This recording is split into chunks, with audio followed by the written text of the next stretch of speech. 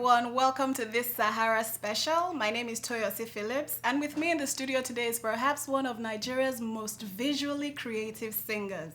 Her first video was very avant-garde and very dramatic and was the subject of many conversations. I'm talking about the beautiful and talented Temi DollFace.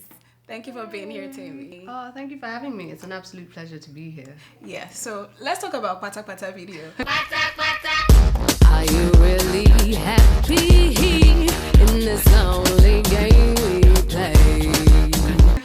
I watched that video back to back like 5 times.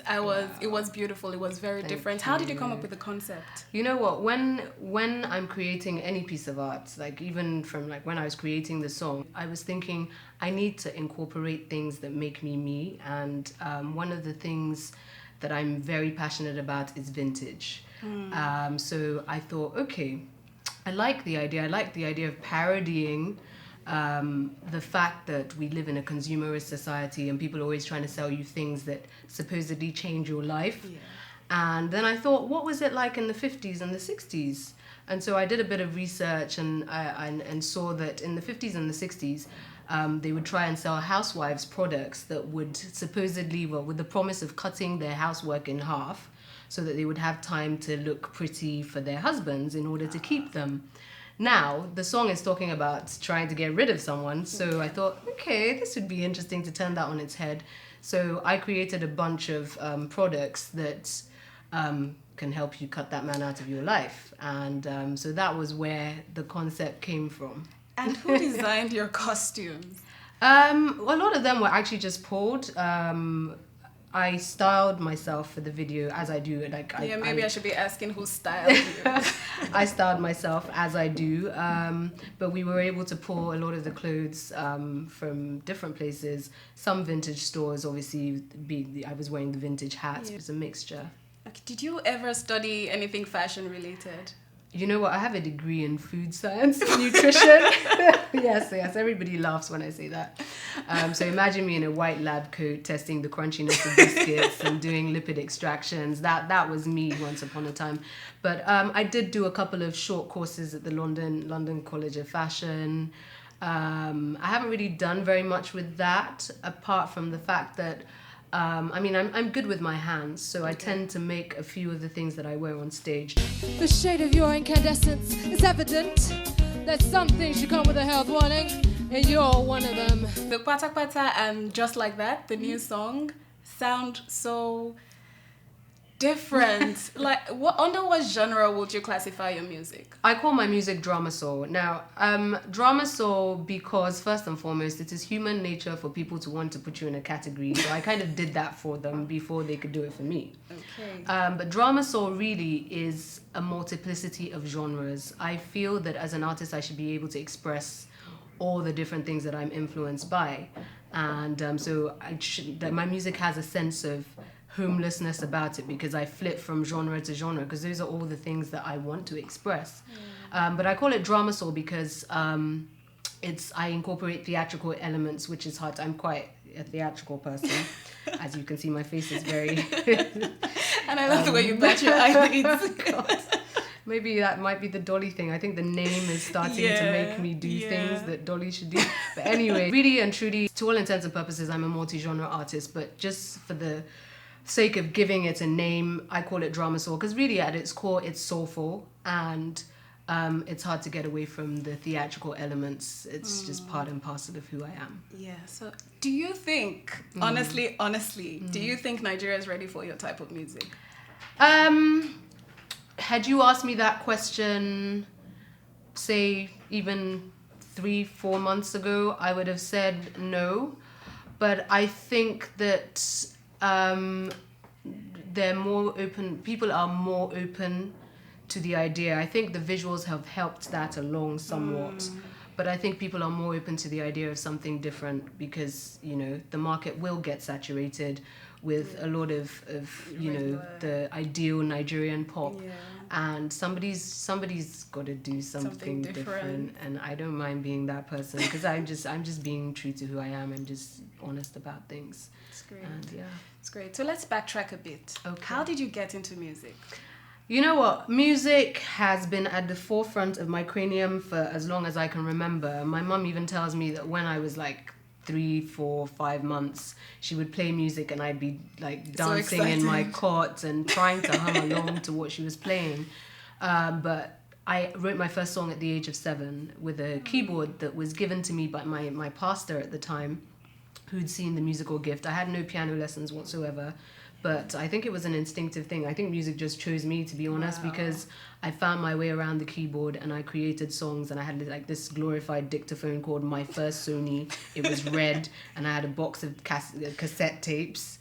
And I remember I would those. record, My First Sony. Everybody had one of those. Well, if you were born in the 80s. Exactly. So I would record stuff, and I found one of the tapes, and I listened back to it, and I was like, wow.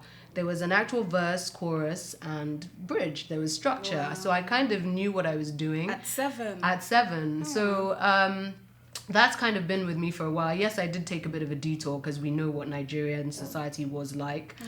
We're just opening our minds up to our kids doing artistic things these days.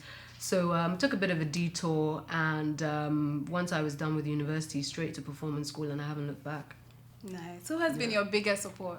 I would definitely say a couple of my friends have just been like, you can't do anything else. You would just die. You just have to do this. Because there are times when the passion meter is on empty, especially given, you know what it's like in the industry. Yeah. Especially because, not all of it is about the art. It's itself. It's about all the other things that need to be made. So I would say my friends have been extremely supportive.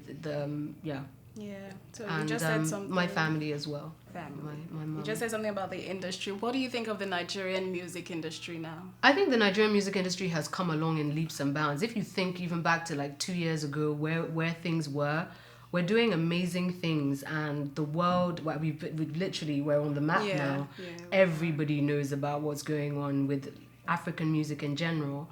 I just think that there isn't enough of a cross-section of what is actually going on in Nigeria that's shown through our music.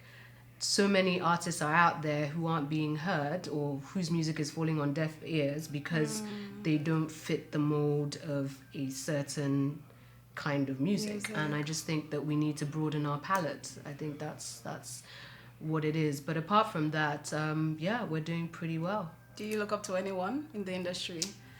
Fela Kuti is like one of my biggest influences. Like, you were a celebration. Hell yeah. Hey, you see the art of the matter. Hey, he paints a beautiful picture. Hey, but if you saw what done now, I was there last year. I was there this year. Hope to be there like next forever. year forever. So you look up to like, Fela. Yeah. Is there any living person? I think Twoface is doing an amazing job, and I think it's great how he speaks for the people through his music. There's a lot that you don't find being said in a lot of the other music that's out there, but Twoface is the voice for the people, and I admire that. Yeah, Twoface is amazing. Yeah.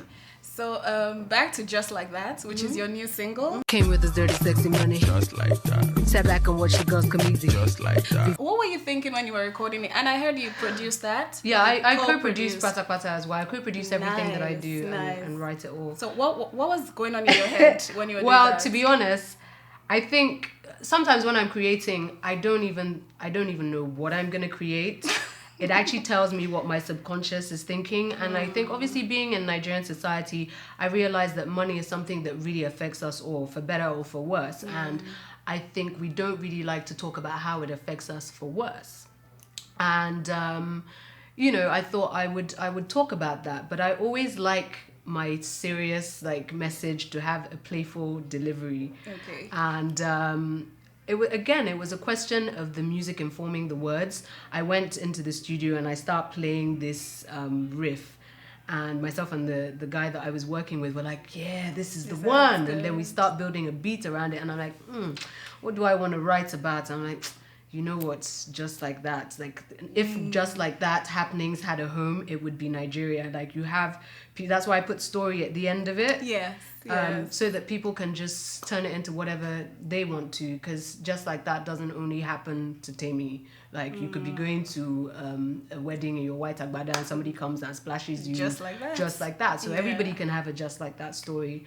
But yeah, I wanted to talk about things. I wanted the music to have an impact, not just for the fact that it's music, but you know, the message behind it, because it's something that we don't like to talk about that I think needs to be heard more often. Is there any video coming out? There is, but there might be another one, another single and video before Just Like That video comes out. So yeah. Do you want to tell us the name? Before Just Like That came out, I actually had planned to release another single called Beep Beep, and then plans changed and I decided to put out Just Like That first. But I have shot the video for Beep Beep, and it's pretty much ready to go. So that's. Does it have the Temi DollFace touch? The Temi DollFace touch will be on everything I make forever and ever and ever. So yes, you can look forward to that. So I was stalking you on social media. I see you just came back from a cruise. Yeah. With your mom? My mom just turned 60, so we thought we'd celebrate. Like, everybody expected us to have a big party, but when you have a party, you actually end up being tired, and you have to make sure all the guests are fine. And so it's actually a bit of a strain to have a party, and I thought, why not go away on a cruise and just relax? Where did you guys go? We went on an Eastern Caribbean cruise, so we went to the Bahamas, we went to St. Thomas, the Virgin Islands, and St. Martin, both the Dutch and French sides. So that was nice. Yeah, it's a nice breakaway. So I was looking at the pictures. I was like, she's traveling with her mom. Yes. Is there a man in her life? In my mom's life? Shouldn't a man be in this picture? So I'm asking, does that now. have to be the well, maybe not. Okay, maybe I should picture rephrase. could have my mom in it. Well, I understand that. But is there a man in Temi DollFace's life? Well, I don't like to talk about my personal life. As of now, Temi DollFace is her significant other, but I will keep you posted. You know. Yeah, that works. Yeah. So where do you see yourself next year? This time next year, November 2015, where will Temi DollFace be? The ideal place. Cresting the waves on the top of the music industry all over the world, not just in Africa. Yes, and people would have opened their minds to drama soul, something different. And you know what? My ideal, what I'm striving towards is being able to marry critical acclaim with mainstream success. I believe that's possible, and I believe that I might be the girl for the job. I really, really hope that happens for you. So we're going to play a little game. You're going to complete these sentences. Okay. The two things that make my world go round are God and family. Okay. I don't care about snakes. Snakes can be anything. Not really, not a fan. The last time I felt like screaming was? When was the last time I felt like screaming? Last time I felt like screaming good, screaming bad, or just screaming. Screaming. I wanted to tear my hair out. There was the West Indian accent was just trying to make a. When was the last time I felt like screaming? Probably in Dutch St. Martin, actually. I was just overwhelmed by the beauty of the place, and I was just like, wow, I just wanted to be like, God, you are amazing. Yeah. Nice. Tonight I'm going to eat. Tonight I'm probably going to eat an apple and some nuts, because I have been eating way too much junk. Like, it literally has just piled on like you can't believe. So an apple and some nuts. Tonight she's going to eat an apple and some nuts. Okay. Is there anyone you want to give a shout out to? A shout out to all the fans, everybody that's believed from day one, everybody that's, even if you're just finding out about Temi DollFace and you've become a believer, thank you for all the love and support to everybody who's just shown some love. And yeah, That's great. a shout out to the fans that are yet to be. I was just going to ask, do you have a message for your fans? Thank you for the love and support. You can't imagine how far it goes. It really, really goes a long way. And I am bringing you much, much more. Temi DollFace has a lot to bring to the table, and it's all for you. So, Aww. Thank you for being here, thank Temi you for DollFace. having me. I had a great time. And thank you for watching. Be on the lookout for another Sahara special coming your way soon. We're leaving you with Temi DollFace's video, Patapatta. It's intermission. Rise and stretch time. Time to refresh yourself and Pour me a drink and I'll tell you a lie, baby. What would you like to hear? That I'm in love with you and all the things you do. You know that wouldn't be sincere. Temi DollFace. Are you really happy in this lonely game we play? Always looking for ways to say